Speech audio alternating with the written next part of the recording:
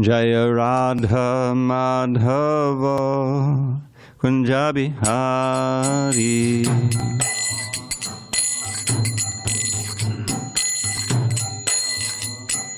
Jaya Radha Madhava Kunja Bihari.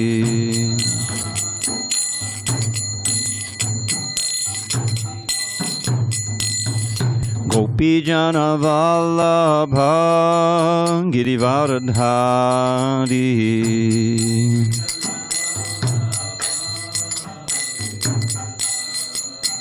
Jaya Gopi Jana Vallabha Girivardhari.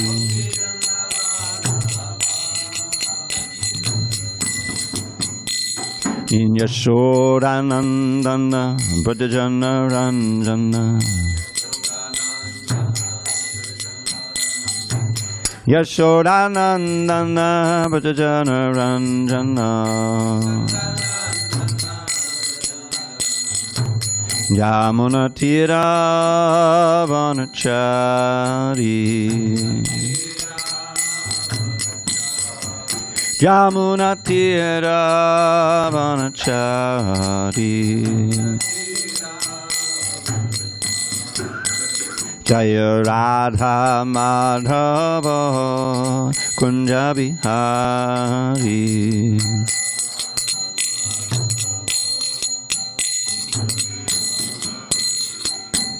Hare Krishna, Hare Krishna, Krishna Krishna, Hare Hare, Hare Rama, Hare Rama, Rama Rama, Hare Hare.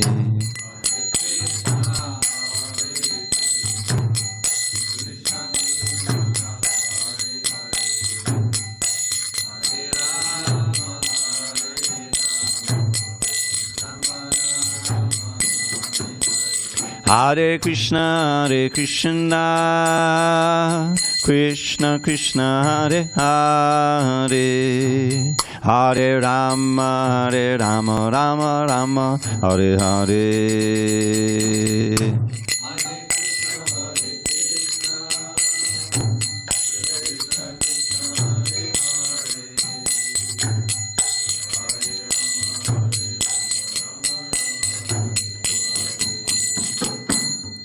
Hare Krishna, Hare Krishna, Krishna Krishna, Hare Hare, Hare Rama, Hare Rama, Rama Rama, Hare Hare.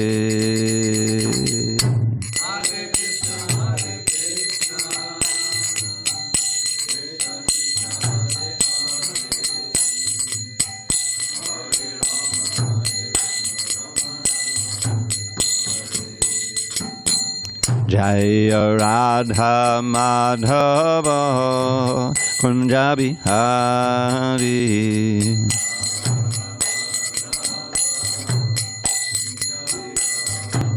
Jaya Radha Madhava Kunja Bihari.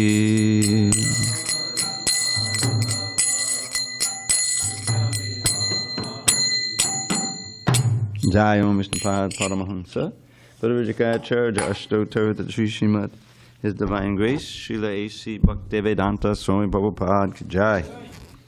ISKCON BBT Founder Acharya Srila Prabhupada Ki Jai. Jai Om Viṣṇupāda Paramahamsa, Parivajikācharya Ashtottara Sri Srimad, His Divine Grace, Srila Bhakti Siddhanta Saraswati Thakur Ki Jai. Ananta Koti Vaishnavinda Ki Jai. Namacharya Srila Haridas Thakur Ki Jai. Grantharaj Srimad Bhagavatam Ki Jai. Samaveta Bhaktivinoda Ki Jai. All glory to the assembled devotees. All glory to the assembled devotees. All glory to the assembled devotees. All glory to Shri Guru and Gauranga. Sorry. Okay.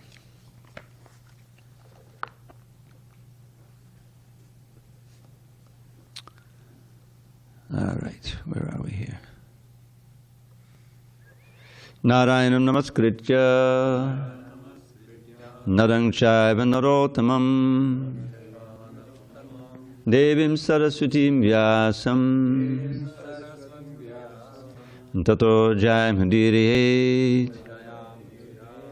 Before reciting the Srimad Bhagavatam, which is our very means of conquest, we should offer our respectful obeisances unto Lord Narayan, the Supreme Personality of Godhead, unto Narayan Rishi, the supremest human being, unto Mother Saraswati, the goddess of learning, unto Vyasadeva, the author, and unto Srila Prabhupada, the translator, commentator, and our spiritual master.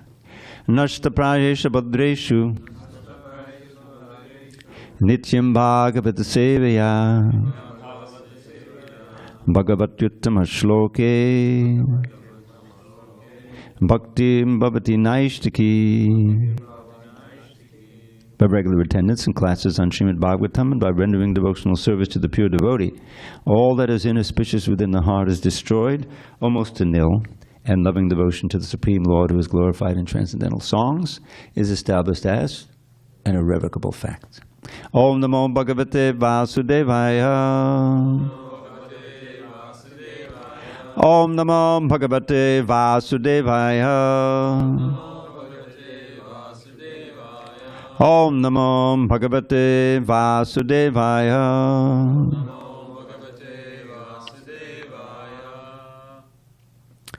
On the 16th day of October 2023 in San Diego, we're reading from Srimad Bhagavatam, translation and commentary by His Divine Grace A.C. Bhaktivedanta Swami Prabhupada. And we are in Canto 7, The Science of God. Chapter 1, The Supreme Lord is Equal to Everyone. Text number 33. Matra Swasreyo Vash Chaidyo Dantavakrash Pāṇḍava Parshada Pravarao Viṣṇu Viprashapat Padachutao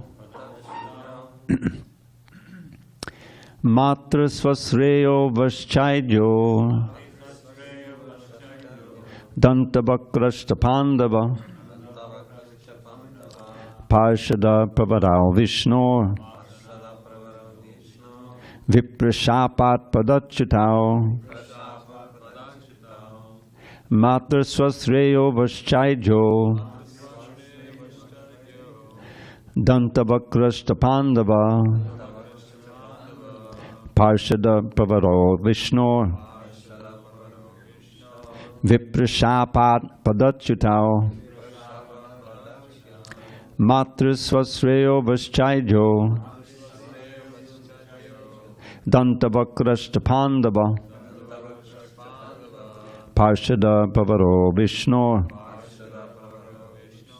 Viprashapat Padachutao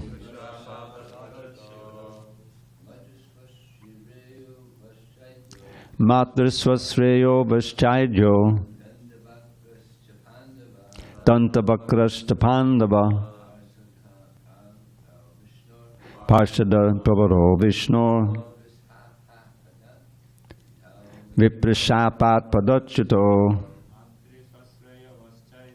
Matra Swasreyo Vaṣchaidyo Dantavakrash Pāṇḍava Parshada Pravarao Viṣṇu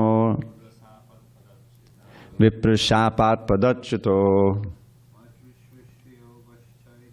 Matra Swasreyo Vaṣchaidyo Dantavakrash Pāṇḍava Parshada Pravarao Viṣṇu Viprashapat Padachutao Matra Swasreyo Vaṣchaidyo Dantavakrash Pāṇḍava Parshada Pravarao Viṣṇu Viprashapat Padachutao Matra Swasreyo Vaṣchaidyo Dantavakrash Pāṇḍava Parshada Pravarao Viṣṇu Viprashapat Padachutao. Anyone online? Okay. Matra Swasreyaha, the son of the mother's sister. That son is Śiśupāla. Vaha, your. Chaidyaha, King Śiśupāla. Dantavakra, Dantavakra. Cha, and. Pāṇḍava, O Pāṇḍava. Parshada Pravaro, two exalted attendants. Viṣṇu, of Viṣṇu. Vipra, by brāhmaṇas. Shāpat, because of a curse. Pada, from their position in Vaikuṇṭha. Chuto, fallen. Translation. Nārada Muni continued, O best of the Pāṇḍavas, your two cousins, Śiśupāla and Dantavakra, the sons of your maternal aunt, were formerly associates of Lord Viṣṇu, but because they were cursed by brāhmaṇas, they fell from Vaikuṇṭha to this material world. Purport. Śiśupāla and Dantavakra were not ordinary demons, but were formerly personal associates of Lord Viṣṇu. They apparently fell to this material world, but actually they came to assist the Supreme Personality of Godhead by nourishing His pastimes within this world. Okay, I'll do one more. Maharaj Yudhisthira inquired, what kind of great curse could affect even liberated Viṣṇu bhaktas? And what sort of person could curse even the Lord's associates? For unflinching devotees of the Lord to fall again to this material world is impossible. I cannot believe this. Purport. In the Bhagavad Gita 8:16, the Lord clearly says, Mamu pechat tu kauntaya puna janman navijite. One who is purified of material contamination and returns home back to Godhead does not return to this material world. Elsewhere in the Bhagavad Gita 4:9, Krishna says, Janma karma chame divyam evam yo veti tattvataha tukpar deham punar janma naiti mameti sorjana. One who knows in truth the transcendental nature of my appearance and activities does not, upon leaving the body, take his birth again in this material world, but attains my eternal abode, O Arjuna. Maharaj Yudhisthira, therefore, was surprised that a pure devotee could return to this material world. This is certainly a very important question. Om jnana timirandasya jnanandjana shalakaya chakshur unmidatam mena tasmai shri gurave namaha. I was born in the darkest of ignorance, but my spiritual master Srila Prabhupada opened my eyes with the torchlight of knowledge. I offer my humble obeisance unto him and all members of Sri Parampara. So, we're back to the question of the fall of the jiva. And I'm not going to go into a whole discourse on that. If someone is interested, I have some official papers and things that Prabhupada wrote to explain this in more detail. But what we have here, and will become clear in future verses, is this a special case. It's a special case of Jai and Vijay. Krishna wanted to fight. And who will fight with him in Vaikuṇṭha? Everything is, they're all devotees there. So what happened was that the four Kumaras, they're free to travel everywhere. They're such exalted jnanis. At this point they were still jnanis. They were still attracted to the impersonal. And they were the first sons of Brahma. Why did they stay as Kumaras? Who remembers? Dvijamani. They're very, very old, but they look like 5-year-old boys. Yes. Yeah. Lord Brahma, he has a lot of headaches when he appears there and comes out of the trance, because he has to oversee the creation and he has to populate it. That's a big headache. So these four Kumaras first came from his mind, and he was hoping that they would be nice Prajapatis. But they didn't want any part of it. So although they're the firstborn and they're very, very wise and they have so much knowledge, they look like little boys. They were, by the mystic power, they didn't grow up. So Brahma became very angry. From the middle of his, from the part where he frowned, right there, came Lord Shiva, Rudra, And anyway, it went on like that. It wasn't a smooth thing. The demons came, they went after him, and a lot of things happened at those early times of the creation. But these four Kumaras, they were very happy in their Brahman realization, but they also wanted to visit Vaikuṇṭha. So they were able to get as far as the last gate, but then Jai and Vijay, this is all a part of the pastime, they wouldn't let them in because they weren't bhaktas yet. They were very pure, but they weren't pure devotees. And so they became angry because they weren't pure devotees. They became furious at the Jai and Vijay, and they cursed them to come down and take, I think they had a choice. They could take birth 3 times as demons or 6 times? 7 times as devotees. So they wanted to get back as soon as possible, so they chose the demon option. And they became very famous demons. The first pair was? Hiranyaksha and Hiranyakashipu. We're going to hear about how that happened. And you know what happened to them. They were killed, respectively. Hiranyaksha was killed by Varaha in his manifestation. And what, you know, the names are so important. Just like we had recently, we were going through we were hearing the pastime of Dhruva. And we heard about his stepmother, Suruchi, and his real mother, whose name was Suniti. Suniti means extremely virtuous. Suruchi means what we would today call hot, you know, very, very physically attractive.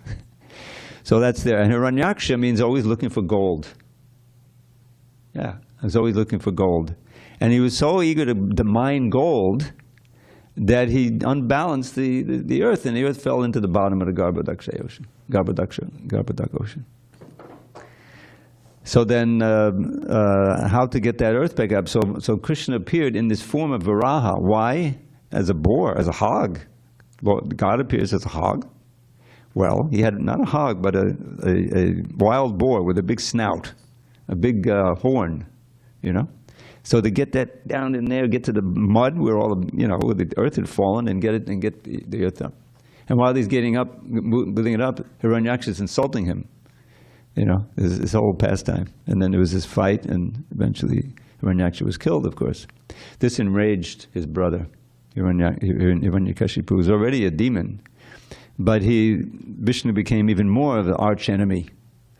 And we know the pastime of Prahlad Maharaj being born, and eventually Hiranyakashipu was ripped apart by Lord Nrsingadev. So that was the first pair. And the second pair was Dantavakra and Śiśupāla, right in Krishna Lila. Or maybe it was Ram and Kumbhakarna. I'm sorry, Ramchandra and Kumbhakarna were the second. We were hearing about that yesterday. Ravana. Right. Please forgive me. Ravana and Kumbhakarna. So they were famously killed. Ravana was killed by Ram, of course. And Kumbhakarna was also killed by Ram or by Lakshman? Ram also. And then the third was in the middle of Krishna Lila, and that was Śiśupāla and Dantavakra. So it's explained there, when the four Kumaras cursed Jai and Vijay, and then there was a kind of a ruckus going on at the gate. So Narayan came, and Lord Narayan, and of course he was, you know, wearing all the garlands and the tulsi manjaris, which are very fragrant, you know, on his lotus feet. And so these four Kumaras, before he even got to the gate, they smelled the fragrance of the tulsi manjaris, and it's famous verse how they became bhaktas at that point. They became personalists. So they were mortified, you know, as bhaktas, that they had cursed these pure devotees, these servants, you know, and so Narayan had to say, don't worry, you know, it was actually my plan. You know, he was encouraging them, but they were still praying to forgiveness. And there's one famous verse I put into a poem, I forget exactly, but it basically goes, we're certainly going to go to hell for this, but we pray that if even in hell, that our words are always decorated with your glorification, then we can always, you know, see you like that. So anyway, it's explained that Vishnu wanted to enjoy the pastime of fighting, but you can't do that in Vaikuṇṭha because everybody is a devotee. So some of his devotees have to go so that he can come down and also enjoy the pastime of fighting. And you'll find even the demons that Krishna kills, of course, he kills them through his Vishnu form. That's explained. You know, Krishna himself is not killing. But still, they all have a backstory. You know, they all have a backstory that explains how they became demons. And to be personally killed by Krishna or Vishnu is not an ordinary demon. You have to be very special, you know, because you get blessed by that. And the most amazing one is Putana, who was, just to think about her activities makes my skin crawl. To kill little babies and drink their blood. Sounds like QAnon from back in, anyway. But there's a famous verse by Uddhava. He's saying, who should I try to find an incarnation of Krishna who can be more merciful than Krishna? You know, because even though this demoness came, tried to kill him by putting poison on her breast, he sucked her breast, and he forgot about the fact that she was so, you know, she was purified by the contact. And he awarded her a position in the spiritual world as a wet nurse, as you know, Yashoda's associate, Sakal Krishna. So who am I going to find who's more merciful than that? If someone even just, you know, gets angry at you, the last thing you're going to do is show them extreme mercy. But someone tries to kill you, and then you just bless them, you know. So that's a very famous verse in the third canon. So this is still in the context, and I wanted to just finish with this whole idea. The whole seventh canon begins with this question of is Krishna really? He seems to be partisan. He seems to be not equal to everybody. So, but there's so many explanations of how he really is. And this is so important for us, that he's not partial, because we're so unqualified, right? If Krishna was you know, just going to give his blessings to the pure brāhmaṇas and like that, you know, we would be out of luck. But as he says in the Bhagavad Gita, he says, what is it? Mami partha vibhashritya yepisyu papa yonaya striyo vaishasata shudras tepi yanti padam gatim. This is 932. It's a very famous verse. And he has 4 categories there, by the way. Not one big category with 3 subcategories. This is how, you know, we researched this. So the translation is, those who take full shelter of me, whether they be born of sinful wombs, in other words, they're in a sinful family, you know, from birth, or women, or Vaishyas, or Shudras, if they take full shelter of me, they will come to me. In other words, they will be completely purified of any latent bad karma that caused them to take that birth, and they will come to me. What to speak of brāhmaṇas, and, you know, like that. And then he ends with manmana bhavamat bhakto majaji mam namaskuru. He doesn't say, okay, if you're a qualified brahman and you're this and that, then think of me. No, he's telling all of us to do that. And this is a central theme of Prabhupada's preaching, because it's Lord Chaitanya's movement. And Lord Chaitanya was, you know, appeared in the Kali Yuga specifically to give, well, he had several motives, you know, internal and external. But his external motive was to give the highest benefit, pure love of God, to anyone who, you know, chanted Hare Krishna and took part. In other words, it was a special dispensation for the sage. Unlike, as Prabhupada makes the point, unlike Lord Krishna, who said, Sarva dharma parityaja, mamekam sharanam vraja. Give up all other dharmas, surrender only unto me, then I will nullify all your sins. The prerequisites. Lord Chaitanya didn't say that. He said, come on, join the kirtan. And when you're a little tired, take prasad. He didn't say you have this. There's no prerequisites. There's no hard and fast rules for chanting the mantra. Whereas if you want to chant some Vedic mantras, forget it, you know. They wouldn't even let us in the room, you know. It's very qualified. No women allowed, right? It's the whole thing. So that's why Krishna, Namo Mahavadanyaya, Krishna Prema Vadayate. Rupa Goswami recognized, you know, when they first met. Namo Maha, I offer my obeisances unto the most munificent avatar. Now, I just want to make a point because, Prabhupada's books are so vast and he uses so many different words in different ways. So, Lord Chaitanya is the most magnificent, meaning he's the most generous. He gives the Mahavadanyaya, because he's giving the most valuable thing freely, no prerequisites. Of course, you have to chant Hare Krishna and then follow the program. But there's no entrance fee.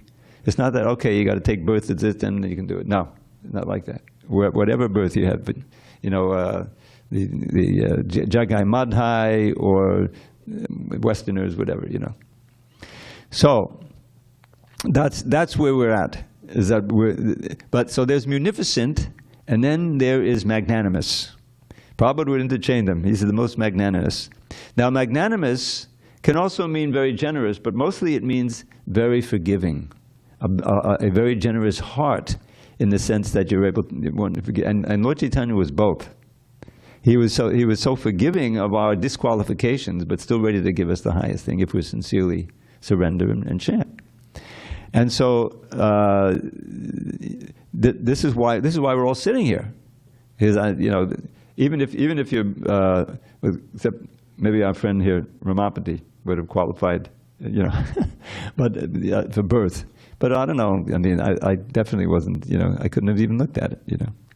So this is what this movement is all about. And Prabhupada would love to chant this verse: Kirata hunanda polinda pulkasha abir shamba jivanakashariya yenye chapapa yadapashayashaya shudyanti tasmai Prabhu Vishnave namaha. This is a list of Antyājas, those who are so far from the Vedic culture. They're not even in India. The Hunas are the Huns in Germany. The Kashas are the Mongols and the Chinese. Prabhupada describes them, they don't grow mustache or something. But in other words, we're not insulting them. This is actually praising them. So even if you're this, and this is a whole list of way outside of the Indian culture. If you take shelter of the one who's taken shelter of Krishna, you become purified. Then you can go back to Godhead. And that's what this whole movement is about. That's why it's a worldwide movement, I mean, what to speak of preaching in Africa, the Baba's godbrothers, they would have never, come to the Bowery. That's as unclean and sinful as anywhere in Africa, And yet Prabhupada, he had his order of his spiritual master, and he had Lord Chaitanya's prediction, which is inconceivable. My name will be chanted in every town and village in the world. Priti Viti means in this earth, not just in India. So this is, and Lord Chaitanya's movement is based on Bhagavatam. And so how Lord Krishna is not partial, he's not disqualifying anyone, just by birth or even by your qualities, but it's what you do. It's actually your actions and your mentality that you try to cultivate from this point on, understanding the philosophy. You get a book, you get one of Prabhupada's books, or you meet someone and you invite them. There was this fellow named Ross. Did you meet Ross last night? He was a friend of, who is it? Yeah. But he was invited his first time here, and he looked ecstatic. I mean, he came out here. I was talking to him out here. He said, "Boy, this is his first time." And he had come. He heard the mantra, and he saw the lecture, and he was just so enlivened. Hopefully, we'll see him again. Obviously. So that's what Lord Chaitanya's movement is about, and that's what this Bhagavatam is about. Also, is that Krishna will reciprocate according to how your heart, what you actually are trying to do and what you're sincerely doing. He sees. And that's why this verse is so important. Ye yatam apapajyante, tam sataiva bhajamiham. That's its only partiality. As you sincerely try to approach him, he reciprocates. And that's not really partiality. That's just logic. That's just fairness. Huh? Common decency. Common decency. So that's the motto here, is that no, Krishna is not partial in any sense. He's completely impartial, but he responds exactly according to our surrender. And I was just listening. I listen to at least one or two lectures every morning of Prabhupada. during the day also. And he was describing, I forget what the context, but it's we heard it recently, how this Durvasa, right? When Durvasa tried to annihilate Hare Krishna, Ambarish. And you know what happened. So he ends up running all the way to Vaikuṇṭha, and he begs the chakras right after him, right? Can you, okay. Is it all right? All right, very good. So he bows down to Viṣṇu there, and he asks him, can you please call off your chakra? You know, it's your chakra. And basically he says, I'm not independent. I'm dependent on my devotees. Aham bhakta paradino. I can't, you know. And then the very famous verse, Sadhavo vidiyam mayam, sadhunam vidiyam taham, maranyat ena janati naham tevyo managapi. You know this one. Sadhavo, the sadhus are in my heart, and I am in their heart. I don't know anything but them, and they don't know anything but me, you know. And so the answer is, no, I can't do anything. You'll have to go back down to Ambarish and beg his forgiveness, you know. So Durvasa didn't delay. He immediately went back down, and of course Ambarish was, you know, he prayed for the chakra to release him, and it did. So that's the power of pure devotion. You know, Krishna becomes your friend, and he becomes your servant in some ways, just like he became the servant of Arjuna. But he's ready to protect, you know, the devotee like Ambarish, and Durvasa realized that although this is a king who's involved with pounds, shilling, pence, and everything, he's much more powerful than I am. He's got the chakra there, you know, serving him. That's actually, Krishna gave him that facility. So this is the devotee, and Srila Prabhupada, he fully trusting, fully believing in that ability of, you know, of Krishna to empower him and to perform the impossible task of spreading Lord Chaitanya's movement in the West, elderly age, no money, health failing, you know, like that, and he succeeded, which should give us confidence that, you know, Krishna can empower us to do miracles also, if we simply get serious and we practice very carefully. So that was what I was thinking about, this impartiality. And then this famous line here, which you'll hear, if you listen to Prabhupada's lectures, you'll hear him quote it. And he says he attributes it to Rupa Goswami. Rupa Goswami has written, but it's really based on this line. What is it? Oh, here. Yena kena tasmat, therefore. Tasmat kena upayena mana krishnena veshyet. Tasmat kena upayena mana krishnena veshyet. Therefore, somehow or other, therefore one must somehow think of Krishna, whether in a friendly way or inimically. The main thing is to become absorbed in Krishna consciousness. But we know that because we want to develop love for Krishna in one of the positive rasas, that we want to follow the verse as given by Rupa Goswami. Anya bilashata shunyam jnana karmanyanabatam anukulyena krishnanushilanam bhaktir uttama. This is right near the beginning of Bhakti Rasamrita Sindhu. It's kind of the Paribhas Sutra of the Bhakti Rasamrita Sindhu, and even the whole movement. Paribhas Sutra is the one verse that encompasses the essence of a work of literature. And so this, what we're aiming for is pure devotion, bhaktir uttama, which is, first he tells what it isn't. Anya abhilashita shunyam. And it's always shunyam, it's not shunyam. Okay, namaste saraswati shunyam. Anyway, devoid of any other desire. And he gives examples. Jnana, karma, dhyanavartam. Now, avartam is an interesting word. It means covered. It means covered. In other words, I love Krishna, but I'm looking for this, and this. You know? In other words, there's a business deal, the famous order supplier relationship, which most people in the West, that's what they do for God. You know, please cure my disease, please make me rich, please this, please this. Please this. But no, none of that. The love means that you're not asking anything from Krishna, except one thing, the opportunity to serve him, right? Lord Chaitanya taught us in his prayer. So, Anyabhilasha jnana karma janavratam, not covered, not polluted, distorted by jnana. This jnana means desire for liberation, karma means desire for some material thing, and adi means anything else you may come up with. Adi, anavratam. Okay, that's what it isn't. That's what you don't do. What do you want to do? Anukulyena Krishnanushilanam. That's one phrase, famous phrase. To always want to serve Krishna favorably. And take pleasure, as that line I've been sharing with you lately, Bhajaniya Padama Purusha Sukhamatra Swasukatvam. It's such a, man, I should put it into an English little poem and phrase. To only take pleasure in the pleasure of the Supreme Lord. That's what that means. To train your mind so that you take pleasure in the pleasure of the Supreme Lord. Now this sounds like that, you know, the materialists say, well, what about me? You know?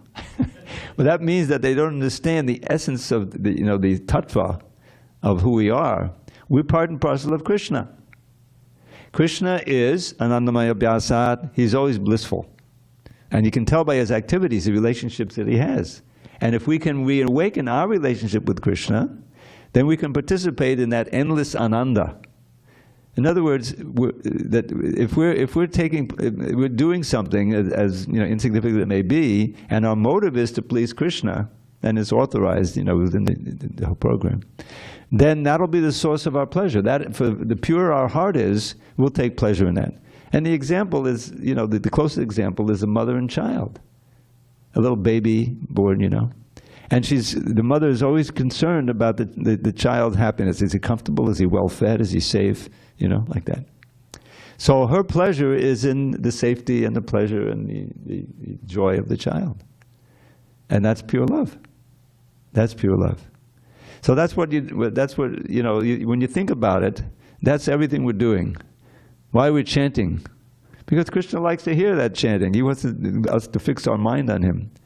He is doing all of his, you know, coming to this earth, which is a big, you know, I would say austerity, but it's why would he have to come? You know, he's in Goloka Vrindavan.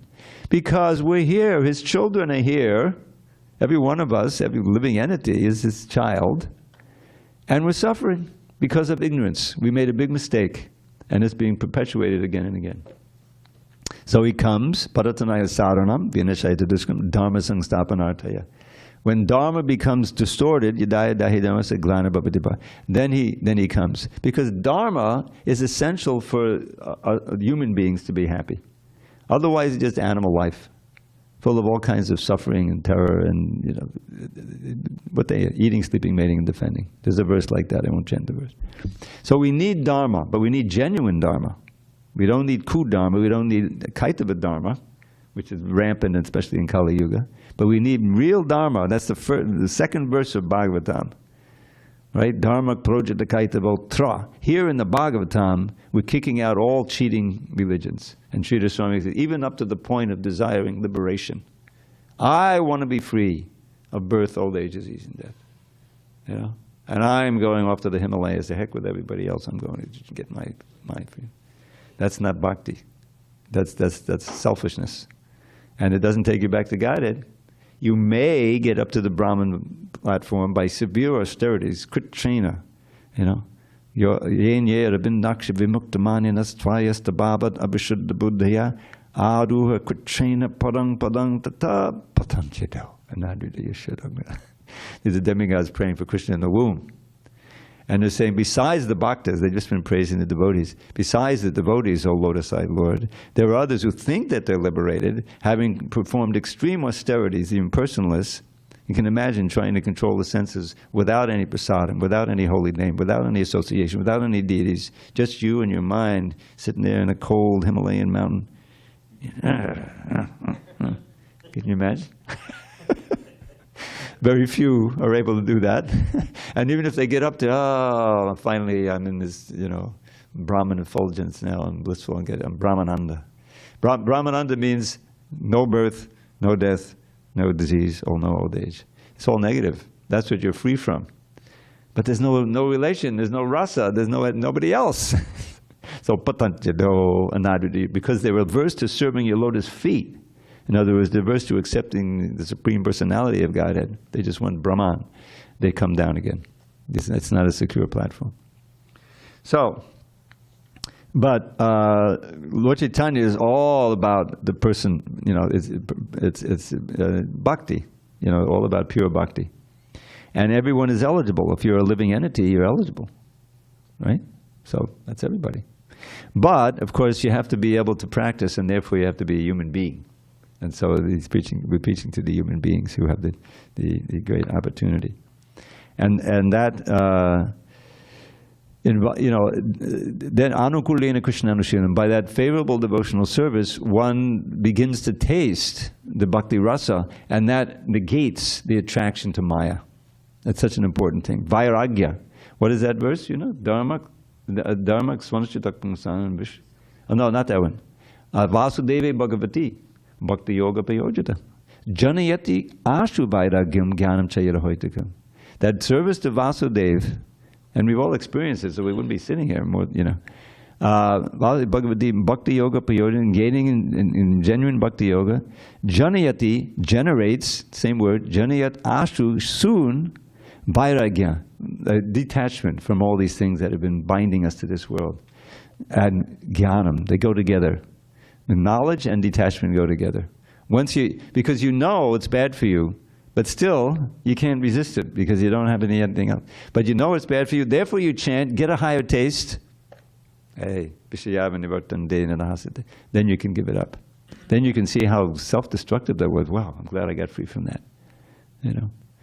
So that's what the Lord Chaitanya's movement is. By that practice, especially of chanting the holy name, kirtan, japa, you know, that's the first thing. Then you get a real flavor, just like I've been reading in the morning, you know, Nārada Muni's instruction there in the Nectar of Devotion. So that's, partiality, he's giving the name out to everybody, you know, freely. Yeah, take this mantra card, take this book, it's all of one, you know, 50 cents, $1, $2, whatever it may be. Chant and be happy, right? We give those out sometimes. So this is how Lord Chaitanya and Lord Krishna are completely impartial. They're ready to, you know, even the animals. Lord Chaitanya is in Jharkhand forest, you know, he's blessing the elephants and the deer, and the lions are embracing the deer. So that's the movement this is all about. And the canto, so wonderful stories. I remember when I first started working on the press, it was in the latter part of the third canto, the battle between Hiranyaksha and Varaha, you know, and it was so exciting. And then the teachings of Lord Kapila, it's like the last 4 or 5 chapters of the third canto. And when I went to India, that was the only book I took. At that time, there were 4 volumes in the third canto. This was before it was consolidated. And it was a pink book, I remember, and there was, on the cover, was Kapila Dev teaching his mother, and this incredible instruction, you know, beginning with sadhu sangashtaka, the importance of associating with sadhus. I won't get into that, but so much. And then how the world comes about, how you know the development of the world, you know, from the material elements and everything. Fascinating. And then the most amazing thing, when he's describing the child in the womb, development of the embryo in the womb. How did they know that? They know that 5,000 years ago. It's right there, you know, accurately. It really would say, whoa, this Bhagavatam is, you know, amazingly full of knowledge. Okay, it's kind of late. If there are any discussions on any of these points? Oh, good. Dvijamani, servant of the jewel of the twice born. Go ahead. Thank you so much. Wonderful class. I just wanted to share this. I met a couple yesterday at the park, and I shared, I think, a set with them. And then I met them yesterday during the... A set? You mean one of those little sets? Yeah, like little sets. Okay. Yeah. Little sets. And they came to the temple. But it's funny how they came, because at the end of our interaction, I shared a mantra card with them. And we chanted together. And I told them that this name is really powerful. If you start chanting, you'll be able to experience yourself directly. And so they said that they drove to the beach here. and they started chanting, and then they looked up and they saw the temple. So they were here. They didn't expect have a dress on it. They didn't expect to come visit the temple. So they were just here. So that was the first part of the mantra card. They forgot the dress. And so they entered the temple and they saw. I think it was the end of the class. And they stayed for kirtan, and then I gave them some prasadam and. They seemed very enthusiastic, and the guy, he actually had a near-death experience. He was in a car crash, and then ever since then, his life was never the same. He was, very curious about life after death. Yeah, what's going to happen after death. Yeah, so they promised to come back. They live in Tijuana. They're Spanish speaking. Okay. They promised to come back on Thursday. Yeah. See if you give him a coming back next time. We actually did. Maharaj actually shared Spanish books with them. It sounds like this Ross, I mean, he said, "Oh, and I heard that mantra, I just felt so much, And he looked ecstatic. I mean, it was amazing. It's the first time he came here. And it was just like, okay, they're out there, Yeah, so let's keep it going. The Mataji, she was sitting, and I brought him prasadam, and she asked me, "What is it? Dal and rice you brought me?" So she knew about that. She knew. They visited, I think, not a Hare Krishna temple, but something else in Chicago, and she showed me the pictures. I see. And they're both doctors. Yeah, they're both kidding. Doctors. Wow. Yeah. And I was wondering also about this first chapter, because we see Nārada Muni is speaking. He used here, yeah. Yes. So how is it? How did he come to participate in this discussion between Shukadeva and Maharaj Parikshit? Well, I mean, this is part of it. Shukadeva and Parikshit is telling this. This is an incident that occurred. Yudhishthira is ruling, I guess, at this point, and he was curious about this thing because Krishna seemed to be impartial. And also he was curious, how could anyone fall from Vaikuṇṭha? It had to be some special case, and it was a special case, So Narada, he just arrives. He's always comes to just the right point to resolve whatever it may be, plot points, he pushes the Leela on. So this was a case in which he does. He comes in every canto. Nārada Muni is the most active of the Mahajans in that regard. But it's just a question of how, Yudhishthira was so curious about this, and Nārada Muni came to resolve the question. So he comes and goes. So he comes and goes. He's a transcendental spaceman. He's not there right now, though. In this account. He's not actually. No, he's speaking here. But I mean, Shukadeva Goswami's recounted the Rajasuya Yogya when he spoke to Yudhishthira. But Nārada Muni's not there right now. When it's a flashback. Flashback. Oh, okay. Flashback, like that. Yudhishthira asked the same question you're asking. Yudhishthira asked the Rajasuya sacrifice when he saw Śiśupāla die, and so now Shukadeva Goswami's quoting. Yeah. Okay. So he's recounting. That's the whole Bhagavatam is like that. Shukadeva is speaking, but he quotes various conversations. All throughout. Are you asking if he ever showed up when that 7 days was happening? Yeah. He actually showed up during that? No. He didn't come at that time. I had two brief questions. One is there anything to be said about, we're talking about Jai and Vijay are Viṣṇu bhaktas that fell from Vaikuṇṭha? Is that Yes. Right? So they were in Vaikuṇṭha. Is there anything? Well, they were at the gate. They were gatekeepers in Vaikuṇṭha. Okay. But they're performing an important service. But they were chosen by Narayan to come down so that he could, part of it, so that he can enjoy fighting. He's like, "You're my guards. Let's get it on." Yeah, you're already doing a nice service. And of course, they forgot. They had to forget. They had to. If they're going to be sincere demons, you can't be, acting. So they forgot their position back there. But eventually, they returned. And you mentioned Srila Rupa Goswami earlier. I was reading actually the introduction to the Gita this morning, and there's this part where Srila Prabhupada says, "When will Srila Rupa Goswami Prabhupada, who has established within this material world the mission to fulfill the desire of Lord Chaitanya, give me shelter under his lotus feet?" That's like the second verse in the introduction. So, why is it at him, Srila Rupa Goswami, that then established within this material world the mission to fulfill the desire? Like, How did he He's establish the mission? recognized as the leader of the six Goswamis, although he recognized his brother Sanatan as his guru. You know, and he gave him so much respect. You may not know this, but he has a whole bunch of songs, one of which is very famous, Radhe Jaya Jaya Madhava Dayate. You know, we sing it sometimes at Radhashtami. And every song, in the last line, it has the word Sanatan. He's offering respect in that way to his elder brother. It doesn't always refer to Sanatan. It can be Sanatan Kumara, or you can describe him, but that word is in there, and those who know, he says, oh, he's offering deference. Because of his writings, especially the Bhakti Rasamrita Sindhu, which is so authoritative and so important for Gaudiya Vaishnavas, because it has the method, and it has a description of the benefits of the result of it. And what you may not know is that there's a part 2 of the Bhakti Rasamrita Sindhu, Ujjvala Nilamani, which deals only with the conjugal ras. You get a little hint of it if you see, you know, there's more detail about the parental ras and the Sakya ras than there is about conjugal ras in the Nectar of Devotion, because he knew he was going to write a whole book about it, Ujjvala Nilamani. He wrote that sequel? Yes, yes. So, because I was looking then, that made me look up Rupa Nuga Vaishnavas, and it's the mood of Rupa Manjari. Yeah. And so he has that. They're all Manjaris. You'll see each one. Yeah, and they reveal. And you also wrote Laghu Bhagavatamrita, which has a lot of details about the incarnations and all kinds of things, you know. And Laghu Bhagavatamrita was translated by Gopi Pranadhana Prabhu. That's available also.